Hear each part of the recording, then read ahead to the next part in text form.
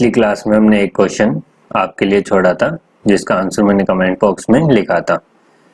So the question was armature reaction in a DC shunt generator running at full load with brushes not shifted from the geometrical neutral plane and saturation neglected is.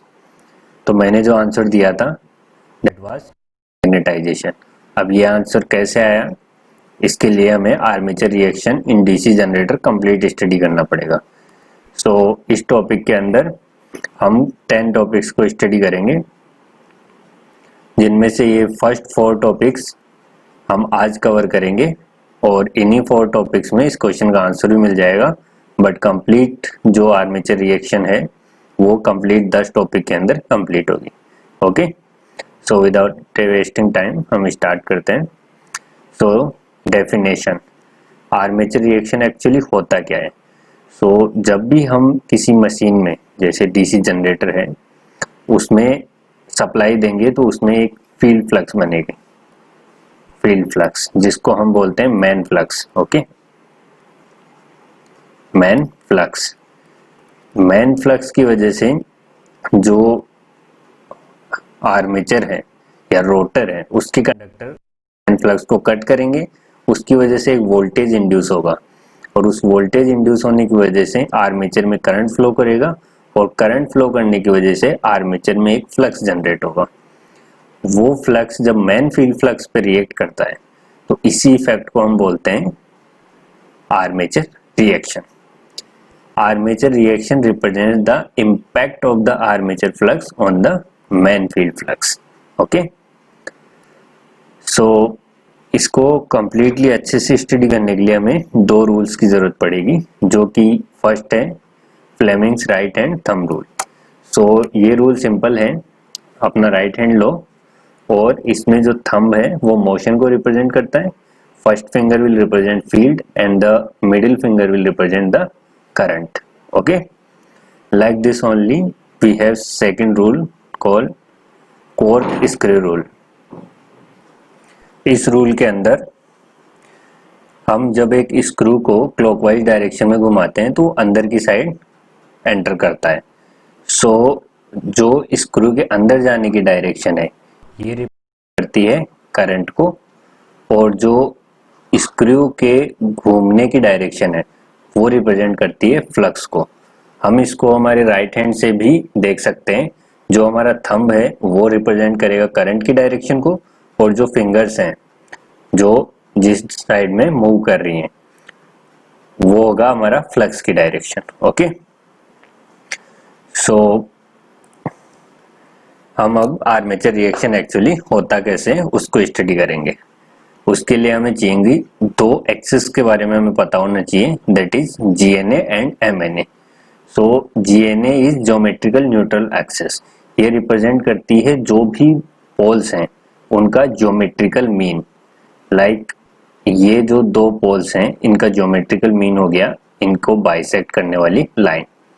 So this will B GNA and MNA represent magnetic neutral axis. So magnetic neutral axis जो resultant flux होता है उसके perpendicular जो line होती है उसको बोलते हैं अपन एमएनए। ध्यान रखना, जो फ्लक्स रिजल्टेंट हो उसके परपेंडिकुलर। सो यहाँ पे सिर्फ फील्ड फ्लक्स होगा बिकॉज यहाँ पे 2 ही पोल हैं, नॉर्थ और south. So field will be like this. So इसके परपेंडिकुलर लाइन ये हो गई, तो यहाँ पे इसको बोलेंगे अपन एमएनए। ओके,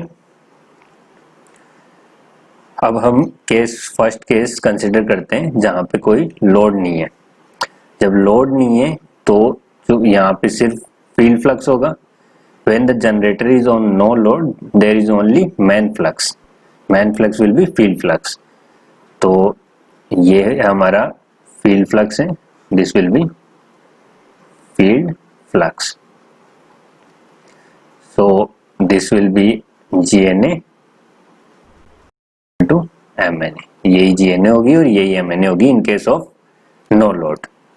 जब हम इसमें load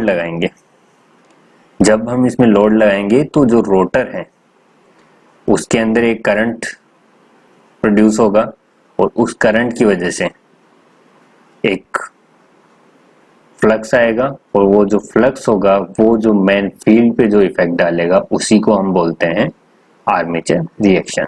the armature current increases, जैसे जैसे लोड हम बढ़ाएंगे आर्मेचर करंट इंक्रीज करेगा। ओके, उसकी वजह से आर्मेचर एम्पियर टर्न्स आएंगे और आर्मेचर एमएमएफ प्रोड्यूस होगा। This flux will react on the main flux distribution which is called armature reaction. So mainly armature reaction की वजह से दो इफेक्ट होते हैं। First one is demagnetization and second one is cross magnetization. Okay, magnetization effect की वजह से जो नेट जो वोल्टेज होता है उसमें रिडक्शन होता है जनरेटिंग वोल्टेज में। इसकी वजह से जो हमें आउटपुट में वोल्टेज मिलता है वो भी हमें डिक्रीज होकर मिलता है। एंड क्रॉस मैग्नेटाइजेशन में distortion of the main flux होता है, जो मेन फ्लक्स है वो डिस्टोर्ट हो जाता है जिसकी वजह से जो एमएनए है वो शिफ्ट हो जाती है। ओके, और आपको ये चीज पता होनी चाहिए कि जो एमएनए की जो डायरेक्शन होती है उसी जगह पे हम ब्रशेस को प्लेस करते हैं क्योंकि वहां पे किसी भी तरीके का कोई ईएमएफ जनरेट नहीं होता है। ये कैसे होता है ये हम डायग्राम के थ्रू समझते हैं।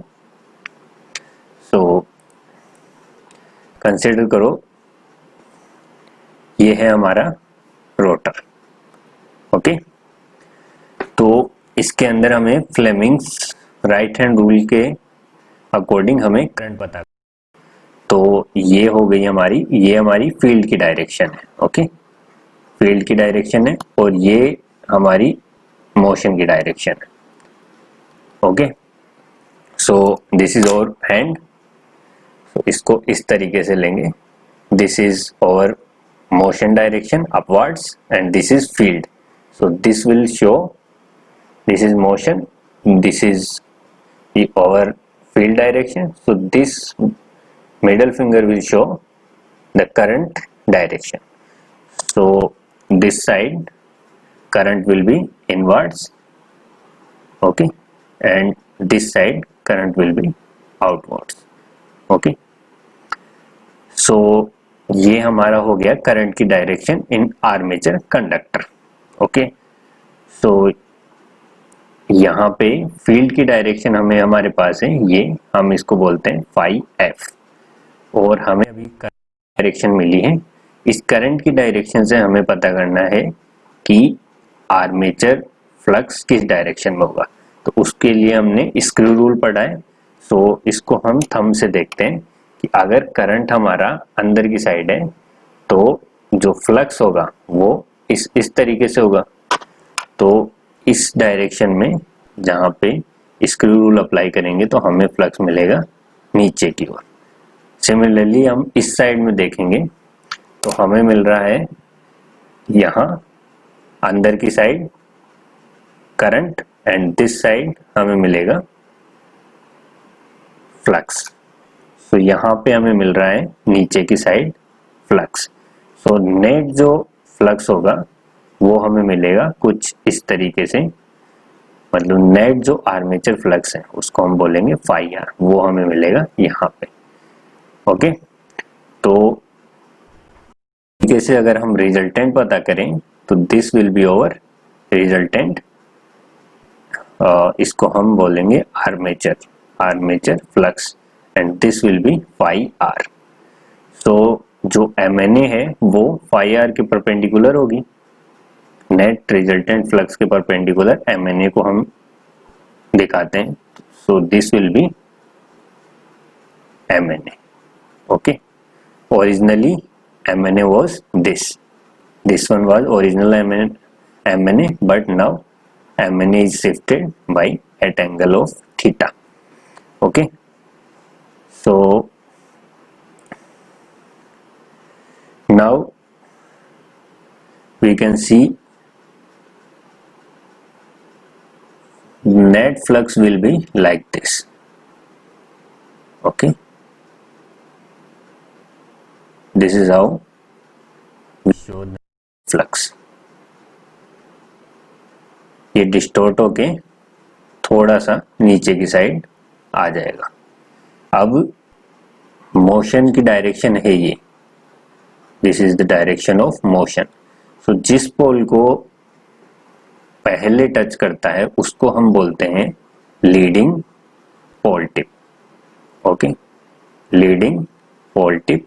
और जिस पोल को बाद में टच करता है मोशन की डायरेक्शन में उसको हम बोलते हैं trailing pole tip.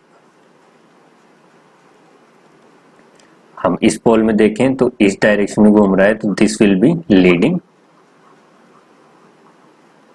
And this will be trailing. Okay, this will be trailing.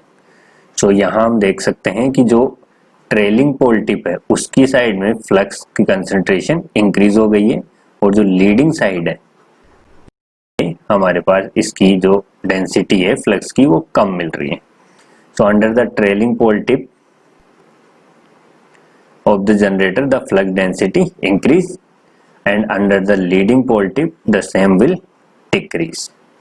Okay, same will decrease.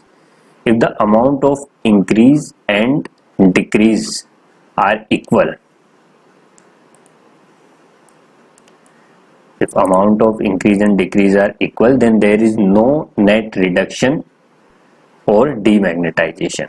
Okay, अगर यहाँ पे जो इंक्रीमेंट हुआ है वो और यहाँ पे जो डिक्रीमेंट हुआ है वो सेम है तो नेट डीमैग्नेटाइजेशन जीरो होगा। बट प्रैक्टिकली जो हमारे पोल्स होते हैं वो नी पॉइंट पे काम कर रहे होते हैं। नी पॉइंट मतलब ऑलरेडी वो सैचुरेशन के काफ़ी नज़दीक होते हैं। तो थोड़ा यहाँ पे हम कंसंट्रेशन फ्लक्स की इंक्रीज करेंगे तो ये सैचुरेट हो जाएगा। This side will be saturate. Saturate होने की वजह से जो नेट इंक्रीज एंड डिक्रीज है वो इक्वल नहीं हो पाता, उस वजह से स्लाइटली रिडक्शन इन फ्लक्स देखा जाता है। उसी वजह से डीमैग्नेटाइजेशन होता है मशीन के अंदर। अंडरस्टूड? सो अगर यहाँ पे सेम अमाउंट में इंक्रीज डिक्रीज होता है तो वहाँ पे कोई भी डीमैग्नेटाइजेशन इफेक्ट नहीं आता। सो यहाँ पे आर्मेचर रिएक्शन का आज का पार्ट हम खत्म करते हैं। बट पहला जो क्वेश्चन है वो हम देख लेते हैं कि वो क्वेश्चन किस तरीके से होगा। तो देखो क्वेश्चन क्या था। Question was armature reaction in a DC shunt generator running at full load. Okay, यहाँ पे लोड लगाया गया है with brush is not shifted, brush को शिफ्ट नहीं है and saturation neglected. Saturation neglect किया कर दिया गया है मतलब कि जो अमाउंट ऑफ इंक्रीज और डिक्रीज है वो सेम है। सेम होने की वजह से there will be no demagnetization. Okay, इस वजह से कोई डीमैग्नेटाइजेशन इफेक्ट नहीं होगा। सो अब जो भी होगा वो डिस्टोर्शन होगा और डिस्टोर्शन की वजह से जो भी इफेक्ट होता है उसको हम बोलते हैं cross magnetization. So the answer will be cross magnetization. एक चीज और देख लेते हैं हम इन दिस स्लाइड। यहाँ पे हमारा MNA थीटा एंगल से शिफ्ट हो चुका है जिसको कि हम यहाँ पे शो करेंगे। सो यहाँ पे MNA will be like this.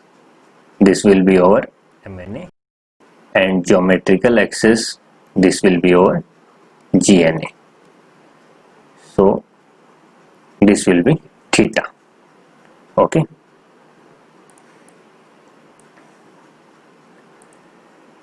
Now due to cross magnetization MNA is shift from GNA by some angle theta in the direction of rotation of generator. ये ध्यान रखना, ये थीटा से शिफ्ट होता है in the direction of the rotation of generator. ये generator को ध्यान रखना, in the direction of rotation in case of generator. और इसकी वजह से जो कम्यूटेशन है ये इफेक्ट होता है। MNA की शिफ्ट होने की वजह से कम्यूटेशन इफेक्ट होता है क्योंकि जहाँ पे MNA होता है वहाँ पे जो कंडक्टर हैं वो कट नहीं करते। लाइक दिस वाज फील्ड, अगर ये फील्ड है और मोशन भी इसी में होगा तो नेट फ्लक्स जो कट करेगा नेट फ्लक्स कट वो 0 होता है, इस वजह से यहाँ पे किसी तरीके का ईएमएफ जनरेट नहीं होता है। तो एमएनए की जगह पे कोई ईएमएफ जनरेट नहीं होता है, सो हम यहाँ पे ब्रशेज प्लेस करते हैं। अब एमएनए शिफ्ट हो गया है और ब्रशेज अपनी पुरानी जगह पे रह गई हैं, इस वजह से कम्यूटेशन इफेक्ट होता है। So in order to improve commutation, brushes also need a shift in the direction of rotation of generator. This will improve commutation but produce additional demagnetization. Okay? अब ये किस तरीके से होता है ये हम इफेक्ट ऑफ ब्रश शिफ्ट के अंदर देखेंगे। So thank you for today. We will continue it tomorrow.